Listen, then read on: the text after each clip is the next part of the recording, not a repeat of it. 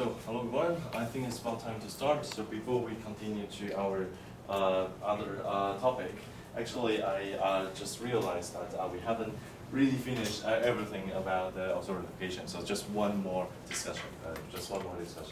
So yesterday, actually, when we talk about the true authentication, we mentioned there are two solutions for that. And one is the H buffer, and the other one is the Z buffer. So these two, the purpose of these two is to identify the occluded area on the image.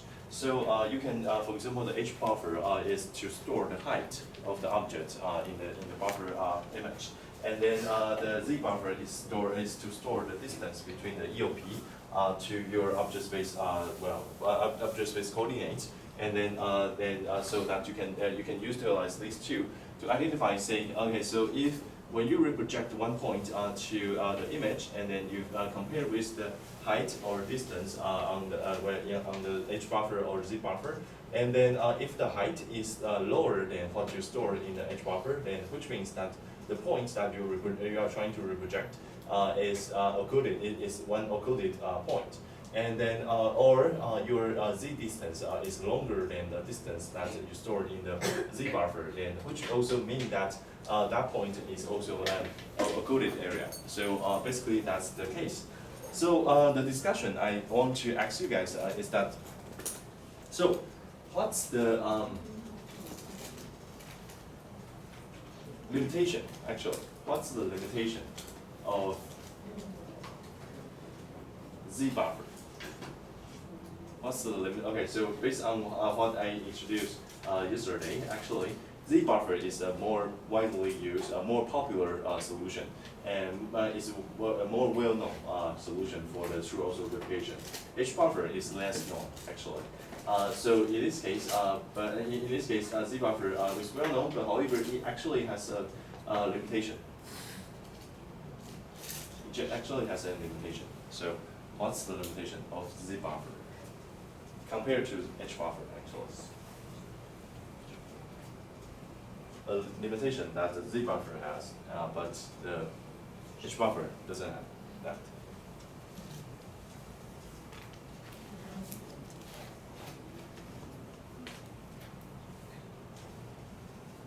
Any thoughts?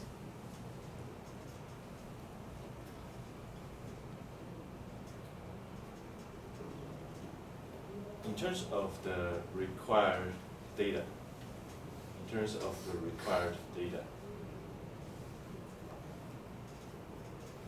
thoughts? Tony, any thoughts?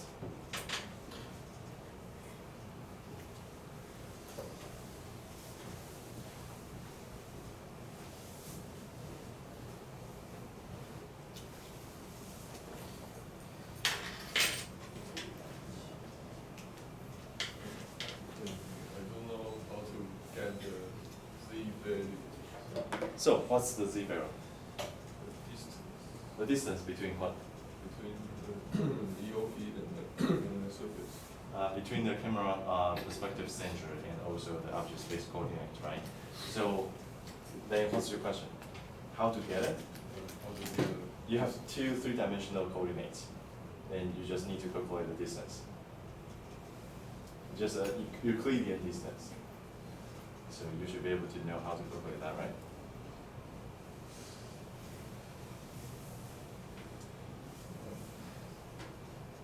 So, no idea. Actually, you are kind of close to answer. No idea? So. Multiply. What? Multiply. Maybe the distance from the perspective center to the objective are not correct. Are not correct. Why is not correct? Some distortion happen. If some distortion happen. Okay, that will be another story though. Okay, let's not talk about the, for example, the distortion, because we can assume that the image has been calibrated. So that we don't need to consider that. Really, any thoughts? No? Yuxing? maybe distance is too close. The Z prime and Z are Too close to each other. You can identify You can still identify which one is larger, right? So it should be fine. Should be fine. Yeah. 第三 idea 肖申。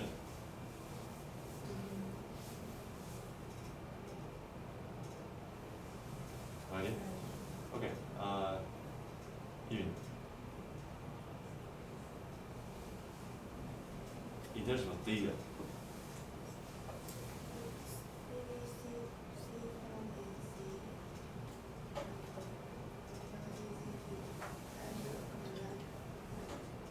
To what? Easy to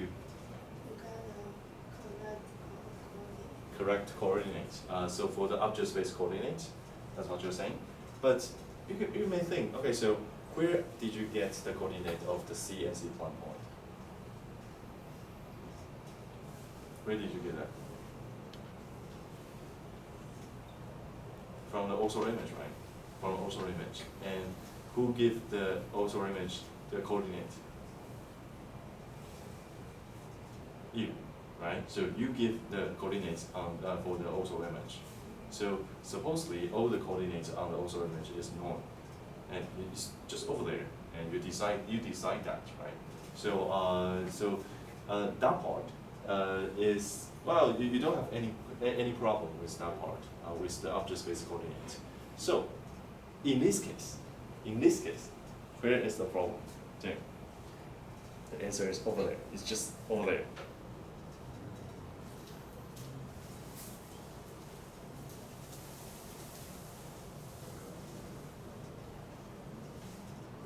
Especially from your point of view, actually.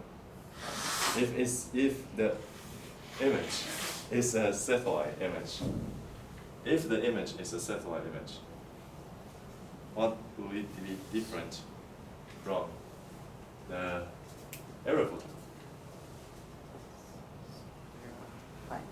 Height? What do you mean by height?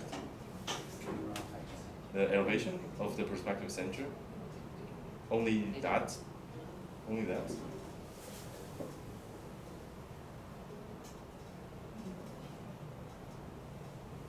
Okay, so the answer is, if you are using, for example, like the traditional area photo, then usually when you are taking the picture, taking the picture photo, you will record the EOP. You will record the EOP. So the EOP is usually known for the like traditional surveying purpose area photogrammetry.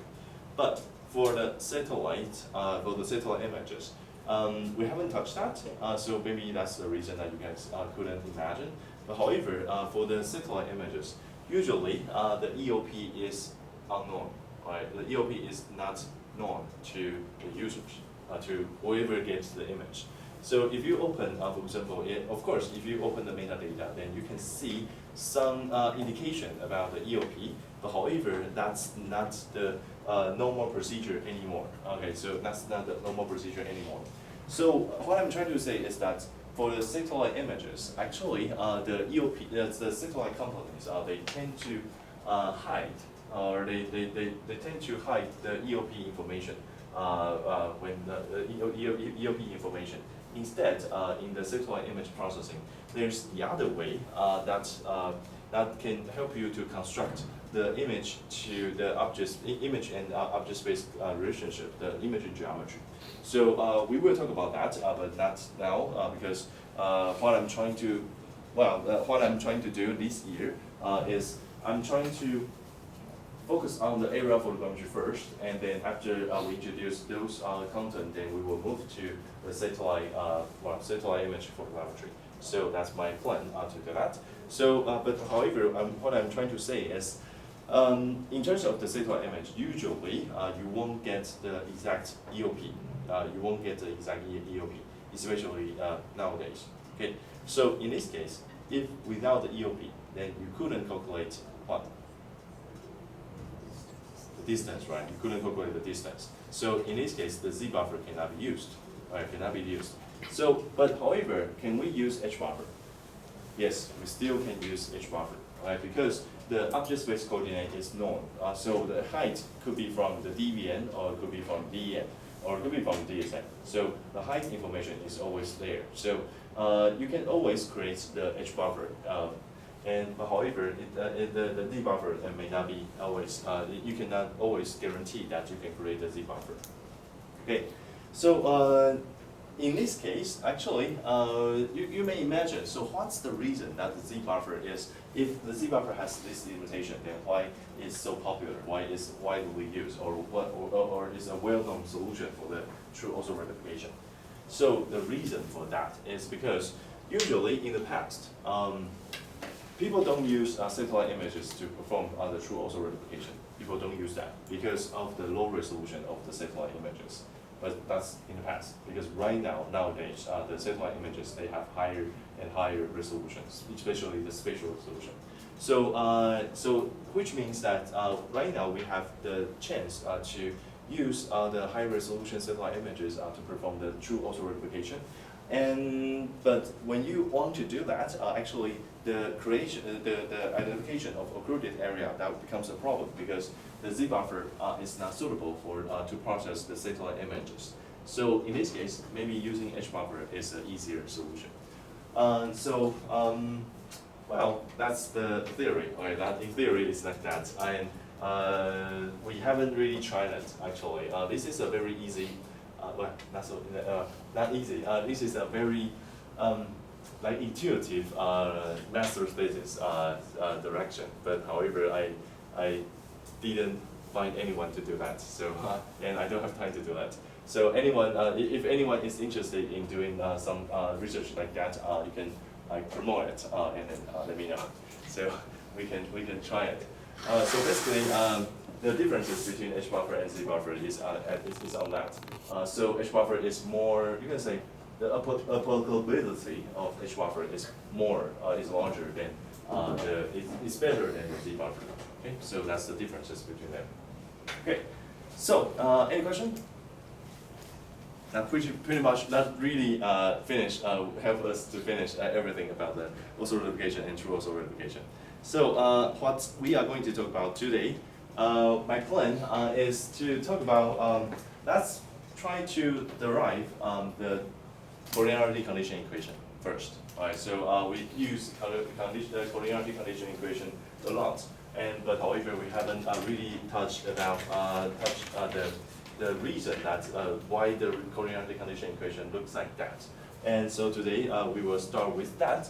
And then later on, if we have more time, then we can discuss a little bit about the resolutions in photogrammetry and also remote sensing. You may think that is a quite common discussion or introduction about resolutions. But however, the reason I want to touch it is because I think I may be able to give you a little bit of some information that from different perspectives, instead of just introducing their definitions. Okay, so let's start. Okay, so the first thing is, first of all, this is the chapter 8. I'm trying to use this chapter, some of the slides to help me, because some of the graphs are difficult to draw, and I don't want to draw very ugly and not so real, not so on point figure, so that it may help. It may not be able to help you to understand. Instead, to help you misunderstand, maybe something like that. So here, this is the 8.2. So actually, in the photogrammetry, actually we have two systems of angle. Yeah, we actually have two different systems of and to represent the angle, the orientation of the photo. So one system is what you already know, the omega